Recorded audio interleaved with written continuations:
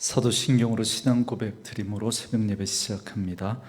전능하사 천지를 만드신 하나님 아버지를 내가 믿사오며 그 외아들 우리 주 예수 그리스도를 믿사오니 이는 성령으로 잉태하사 동정녀 마리아에게 나시고 본디오 빌라도에게 고난을 받으사 십자가에 못 박혀 죽으시고 장사한 지 사흘 만에 죽은 자 가운데서 다시 살아나시며 하늘에 오르사 전능하신 하나님 우편에 앉아 계시다가 저리로서 산자와 죽은 자를 심판하러 오시리라. 성령을 믿사오며 거룩한 공회와 성도가 서로 교통하는 것과 죄를 사하여 주시는 것과 몸이 다시 사는 것과 영원히 사는 것을 믿사옵나이다. 아멘. 이 아침에 우리에게 주시는 하나님의 말씀은 출애굽기 20장 1절에서 17절 말씀까지입니다. 출애굽기 20장 1절에서 17절 말씀까지.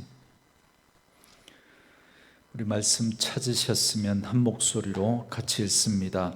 하나님이 이 모든 말씀으로 말씀하여 이르시되 나는 너를 애굽 땅 종되었던 집에서 인도하여 낸 내 하나님 여호와니라. 너는 나 외에는 다른 신들을 네게 두지 말라.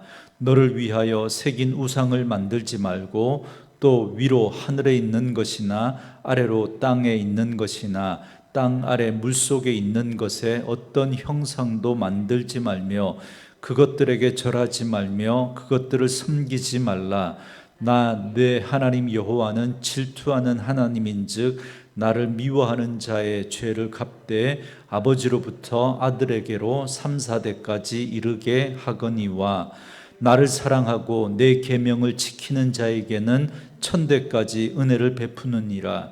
너는 네 하나님 여호와의 이름을 망령되게 부르지 말라. 여호와는 그의 이름을 망령되게 부르는 자를 죄 없다 하지 아니하리라. 안식일을 기억하여 거룩하게 지키라.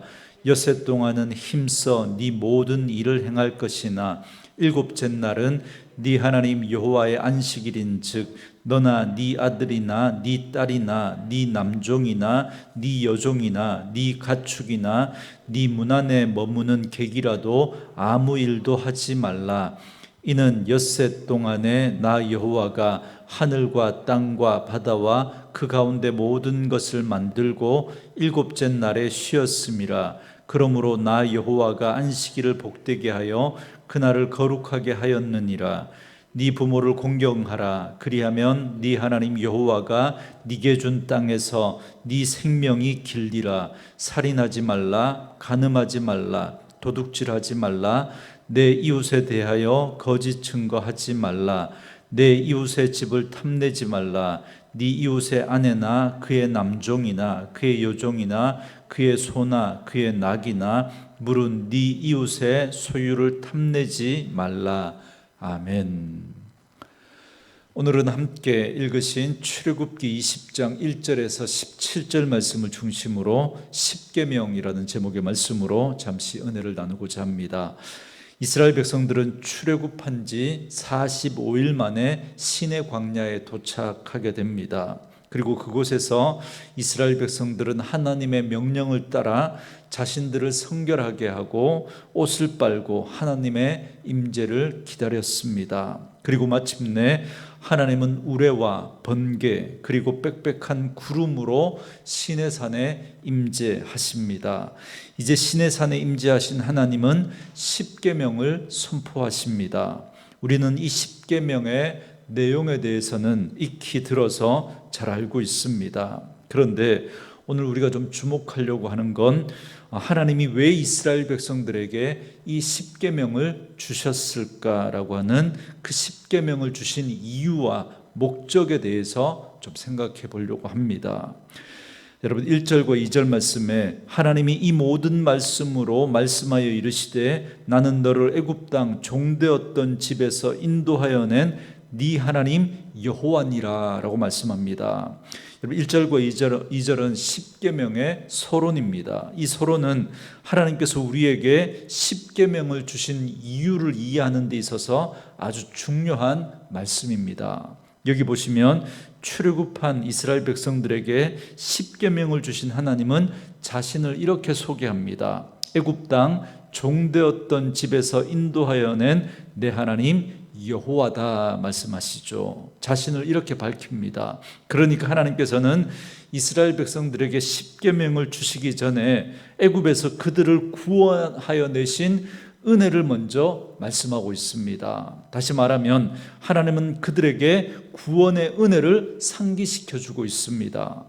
여러분, 이 순서가 굉장히 중요합니다. 그러니까 하나님께서는 구원받은 이스라엘 백성들에게 지금 이 십계명을 주고 계신다는 거예요. 먼저 이 사실을 여러분 꼭 기억해 놓으시기 바랍니다. 자, 그렇다면 하나님께서 애굽에서 종살이하고 있던 이스라엘 백성들을 어떻게 구원해 내셨습니까? 이스라엘 백성들의 출애굽 역사를 한번 생각해 보십시오. 출애굽이 어떻게 이루어졌나요? 이건 전적으로 하나님의 은혜로 이루어진 거죠. 좀 더 정확하게 표현하면 하나님의 언약적인 사랑으로 인해서 이루어진 구원입니다. 그러니까 이스라엘 백성들이 출애굽하게 된 건 애굽 사람들의 그 학대로 인해서 탄식하고 부르짖는 것을 하나님께서 들으시고 아브라함과 이삭과 야곱에게 약속하신 그 언약을 하나님이 기억하시고 그들을 애굽에서 해방시켜 주신 겁니다. 그러니까 이스라엘 백성들에게 무슨 자격이나 조건이 있어서 그들이 구원받은 게 아니라 이건 하나님의 전적인 은혜로 하나님이 언약하신 그 언약적 사랑 때문에 이루어진 구원이라는 것입니다. 그리고 나서 그렇게 구원받은 하나님의 백성들에게 하나님께서 지금 십계명, 이 율법을 주고 계신 겁니다. 그러니까 그들이 율법을 잘 지켰기 때문에 구원받은 것이 아닌 거죠. 그러므로 이 순서만 봐도 우리가 율법을 지켜서 구원을 얻을 수 있다라고 하는 이 말이 얼마나 잘못된 것인지 우리는 금방 알 수 있습니다. 그럼 하나님께서 율법을 왜 주셨을까요? 하나님의 언약과 사랑과 은혜로 구원받은 하나님의 백성들은 이제 어떻게 살아야 하는지를 보여주시는 언약 백성들이 살아가야 할 삶의 지표, 삶의 표준과도 같은 것이 바로 이 율법입니다. 너희가 하나님의 은혜로 구원받아 하나님의 백성이 되었으니까 이제 이렇게 살아야 한다라고 하면서 하나님께서 이 십계명의 말씀을 주고 계신 겁니다. 그렇기 때문에 절대로 십계명이나 율법은 우리의 구원의 조건이 될 수 없는 겁니다. 그래서 하나님은 율법을 주시기도 전에 아브라함과 이삭과 야곱을 선택하시고 그들에게 일방적으로 하나님이 언약을 맺어 주신 겁니다. 그리고 그 언약을 하나님께서는 지금 이루어가고 계신 거예요. 그래서 그 애굽에서 종살이하고 있던 이스라엘 백성들을 구원하여 내신 겁니다. 그리고 아브라함이 하나님의 언약의 말씀을 믿음으로 받았을 때 그때 하나님께서 아브라함의 그 믿음을 그의 의로 여기시잖아요. 그러니까 아브라함이 의롭다함을 받은 건 믿음으로 받은 것이지 그가 율법을 지켰기 때문이 아닌 거죠. 아브라함 때는 율법이 없었어요. 율법은 아브라함과 이 언약을 맺고 430년 후에 그 율법이 주어지거든요. 그런데 430년 후에 그 생겨난 그 율법이 어떻게 우리를 의롭게 할 수 있냐는 거예요. 아브라함이 믿음으로 의롭다함을 받지 않았느냐. 그래서 갈라디아 3장 17절에 보면 하나님께서 미리 정하신 언약을 430년 후에 생긴 율법이 폐하지 못하고 그 약속을 헛되게 하지 못하리라 말씀하시잖아요. 바로 그게 이 말씀이거든요. 그러므로 우리는 이 순서만 명확하게 이해해도 인간이 믿음으로 의롭다함을 받는 것이지 율법의 행위로 의롭다함을 받는 게 아니라는 사실을 우리는 분명하게 알 수 있습니다. 오히려 율법은 구원이 아니라 도리어 진노를 이루게 합니다. 무슨 말이냐면 로마서 4장 15절 말씀에 보면 율법이 없는 곳에는 범법도 없다 그러거든요. 여러분 그렇지 않습니까? 법이 없는데 어떻게 불법이 있을 수 있습니까? 법이 있으니까 그 법의 잣대로 인해서 이건 법을 어긴 거야, 불법한 거야, 그게 나오잖아요. 법이 없는데 어떻게 불법이 있을 수 있습니까? 율법은 기준이고 잣대거든요. 그러니까 오히려 그 기준과 잣대 때문에 우리 죄가 드러나는 거예요. 우리의 범법함이 드러나게 되고 우리가 하나님의 진노 아래 있게 되었다는 사실을 알게 되는 겁니다. 그런데 이 범법자가 구원을 받는 길은 오직 믿음밖에 없습니다. 믿음밖에. 그런데 그 믿음이란 로마서 4장 25절 말씀처럼 예수 그리스도께서 우리의 범죄함 때문에 내줌이 되고 또한 우리를 의롭다 하시기 위하여 살아나신 것을 믿는 그 믿음을 말합니다. 우리의 신념을 믿는 게 아니에요. 여러분, 우리를 구원하는 것 이 믿음밖에 없습니다. 우리는 율법을 다 지킬 수 없는 연약한 한계를 지닌 존재입니다. 그런데 그 율법은 이것을 지키지 못하는 범법자들은 다 사형이라고, 다 죽어야 한다고 말하고 있습니다. 그런데 하나님께서 우리가 죽어야 하는데, 그런데 누구를 대신 내어주신 거예요? 예수님을 대신 내어주신 겁니다. 그래서 예수님이 십자가에서 죽으신 거예요. 우리 대신 예수님이 죽으십니다. 그리고 그 예수님이 다시 살아나실 때 우리도 다시 살아나게 됩니다. 죄에 대하여 우리는 죽고 의에 대하여 다시 살아납니다. 그래서 우리는 더 이상 죄인이 아니라 의인이 되는 거죠. 우리는 하나님의 자녀로, 하나님의 백성으로 우리는 다시 태어나게 됩니다. 이걸 중생, 거듭남이라 그러잖아요. 이건 우리가 어떤 조건, 자격이 있어서 주어진 것이 아니라 오직 예수 그리스도께서 우리가 범죄했는데, 우리가 범법했는데, 그런데 하나님이 예수님을 대신 내어주시고 그 예수님을 죽이시고 우리를 의롭다 하신 거예요. 우리를 의롭게 여겨주신 겁니다. 그렇기 때문에 우리가 구원받아 의롭게 되는 건 이 믿음 때문이지 결코 율법 때문이 아닌 것입니다. 그런데 그렇게 다 지킬 수도 없는 율법을 하나님은 왜 주셨을까요? 하나님께서 율법을 주신 이유는 오늘 2절 말씀처럼 이스라엘 백성들로 하여금 그들이 애굽 땅 종되었던 집에서 구원받아 나온 건 오직 하나님의 언약과 그 사랑 때문이라는 사실을 잊지 말라고, 이걸 꼭 기억하게 하시려고 이 십계명을 주셨다는 겁니다. 그런데 이스라엘 백성들은 오해했습니다. 그들은 하나님께서 우리에게 율법을 주신 이유는 우리가 이 율법을 지킬 수 있다고 봤다는 거예요. 다른 민족에게는 주시지 않고 오직 하나님의 택한 선민인 우리 이스라엘 백성들에게만 이 율법을 주신 것, 우리들만 이 율법을 지킬 수 있기 때문에, 그래서 하나님께서 우리에게 이 율법을 주셨다라고 생각하고 그들은 자신이 이 율법을 지킬 수 있다고 그렇게 오해했던 겁니다. 그래서 로마서 10장에서 사도 바울은 이스라엘이 열심은 있으나 하나님의 의를 모르고 자기 의를 세우려고 합니다라고 그렇게 말하고 있습니다. 그러니까 그들이 나름대로 율법을 지키기 위해서 누구보다도 열심을 냈다는 겁니다. 사도 바울도 그런 사람 중에 한 사람이었죠. 그런데 정말 그들이 그 율법을 지키고자 하는 열심은 있었지만, 그러나 그 율법을 지키면 지킬수록 자기 의를 세울 뿐 하나님의 의에 복종하지 않았다 그럽니다. 이게 무슨 말이냐면, 믿음은 그들이 율법을 지키면 지킬수록 하나님의 의에서 점점 멀어졌다 이 말입니다. 율법을 자꾸 지키기 위해서 열심을 내고 정말 겉으로 볼 때는 그 율법을 어느 정도 지킵니다. 누구보다도 잘 지켜요. 그런데 그렇게 지키면 지킬수록 하나님의 의하고는 자꾸 더 멀어져 버리는 겁니다. 무슨 말이냐면, 여러분, 믿음은 나를 부인하는 것입니다. 믿음은. 그리고 나를 부인하는 것만큼 누구를 의지하는 겁니까? 하나님을 의지하는 거죠. 하나님을. 그런데 그들이 율법을 지키기 위해서 열심을 내면 낼수록 더 자기를 의지하고 자기를 자랑하고 하나님과 멀어지는 거예요. 하나님을 의지하는 게 아니라 자기를 자랑하고 자기를 의지하는 그런 모습으로, 정반대의 모습으로 나타나는, 하나님과 점점 멀어지는 겁니다.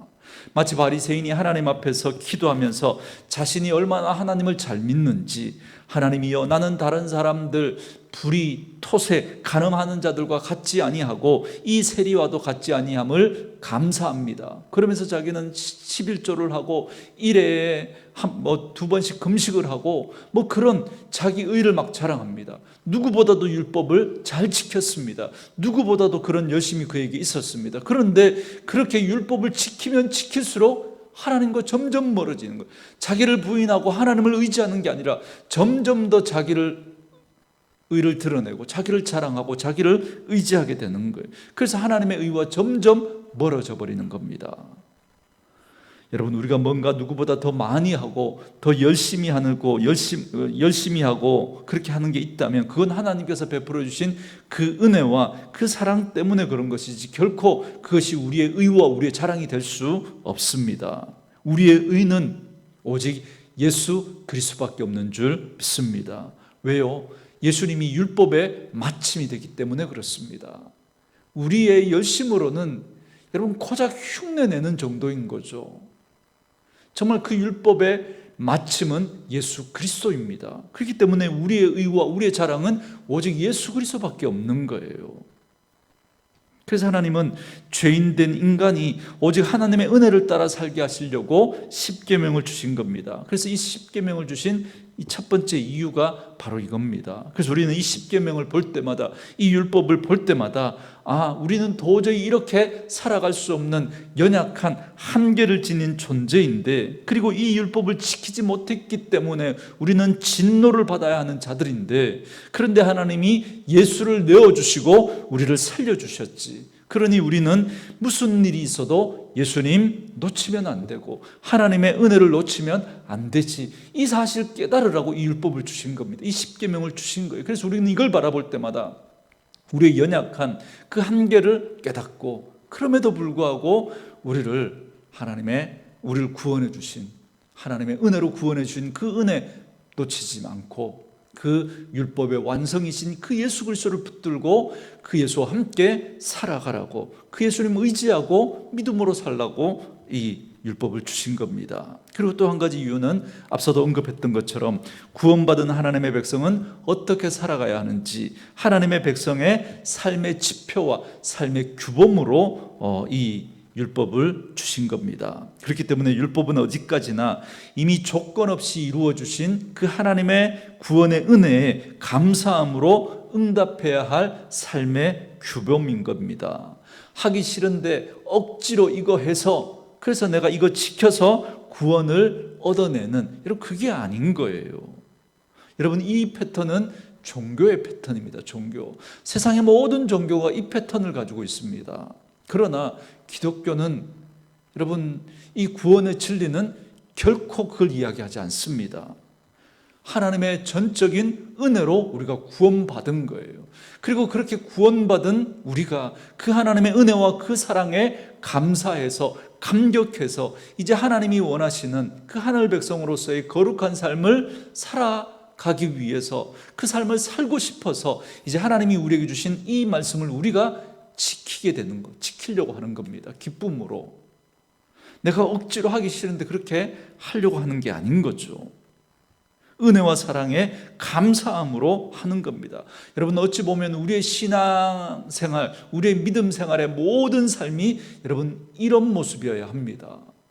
억지로 몸에 맞지 않는 그 옷을 내게 입는 것처럼, 어떤 틀에 나를 구겨 넣는 것처럼 그렇게 신앙생활하는 것이 아니고, 먼저 하나님을 만나는 그 은혜와 감격, 그 충격이 우리에게 있어야 합니다.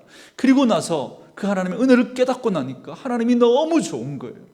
그 하나님 너무 사랑하니까 그 하나님이 우리에게 거시는 기대, 그 하나님이 우리에게 바라시는 그 거룩한 하늘 백성으로서의 그 삶을 살아가고 싶은 거예요. 부족하지만.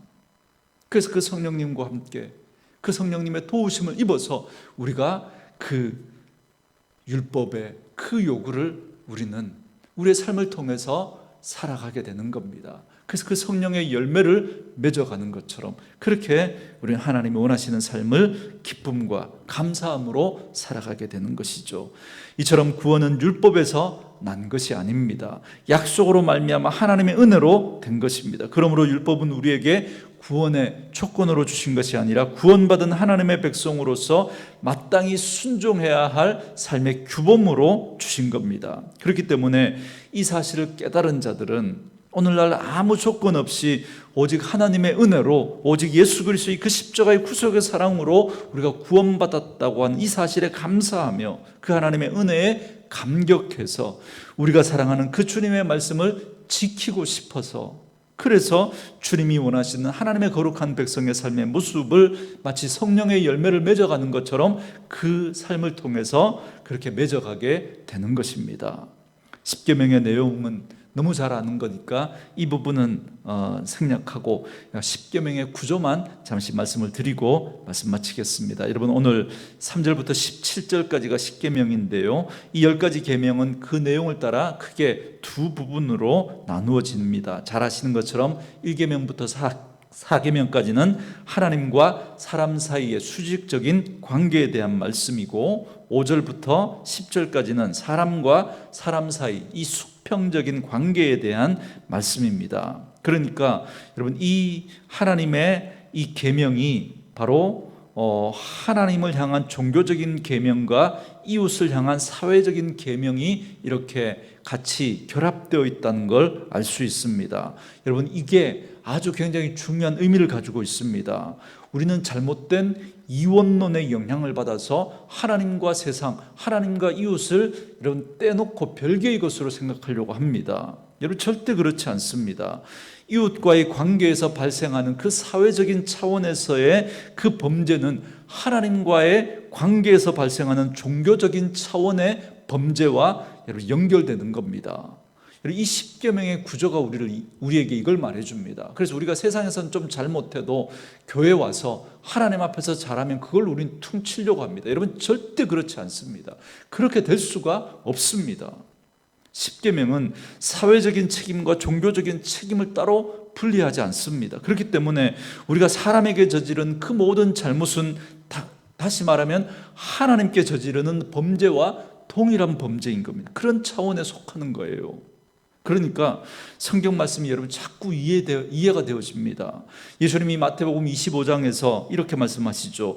여기 내 형제 중에 지극히 작은 자 하나에게 한 것이 곧 나에게 한 것이다. 그리고 이 지극히 작은 자 하나에게 하지 아니한 게 곧 나에게 하지 아니한 거다. 그렇게 말씀하시잖아요. 여러분, 예수님이 바로 지금 이 십계명의 이 원리를 가지고 말씀하시는 거예요. 별개의 것이 아니라는 거예요. 같은 선상에 있는 겁니다.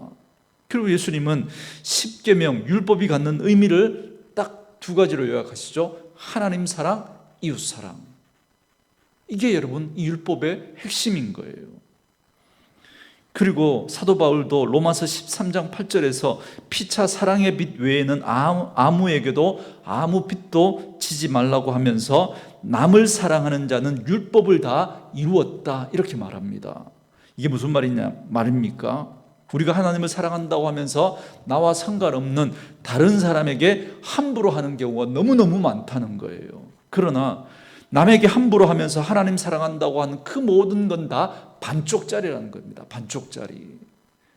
하나님 사랑하면서 동시에 다른 사람들까지 사랑하는 그 사람이야말로 율법을 온전히 이루는 자다, 그렇게 말씀하고 있는 겁니다. 그러므로 십계명은 하나님이 우리에게 베풀어 주신 구원의 은혜를 우리가 다시 한번 되새기면서 율법의 완성이신 예수님 따라 우리도 사랑의 법을 따라 살아가라고 그렇게 말씀하고 계신 겁니다. 그러므로 출애굽한 이스라엘 백성들에게 하나님께서 이 십계명을 주신 그 목적을 바르게 깨닫고 우리도 구원의 은혜에 날마다 감사하며 그걸 기억하고 더욱더 하나님 사랑하고 이웃을 사랑하는 그러한 모습으로, 균형 잡힌 모습으로 살아가는 저와 여러분 되어줄 수 있기를 주의 이름으로 축원합니다.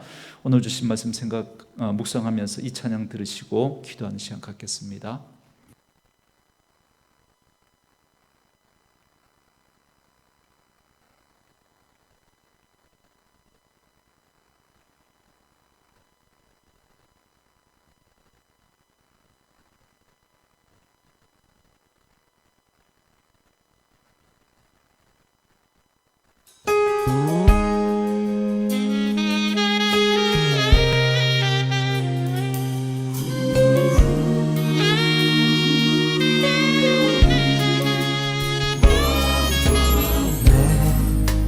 아버지께서 나를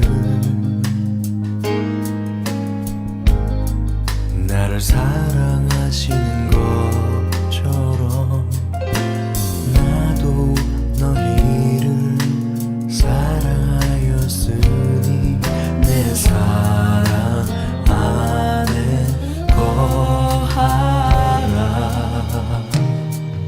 내가 아버지의 계명을 지켜 그의 사랑 안에 거하는 것 같이 너희도 나의 계명을 지키며 내 사랑 안에 거하리라. 서로 사랑하라. 서로 사랑하라. 내가 너희를 사랑한 것 같이 내가 너희를 섬겼던 것 같이 서로 사랑하라. 서로 사랑하라. 서로 사랑하라. 이로써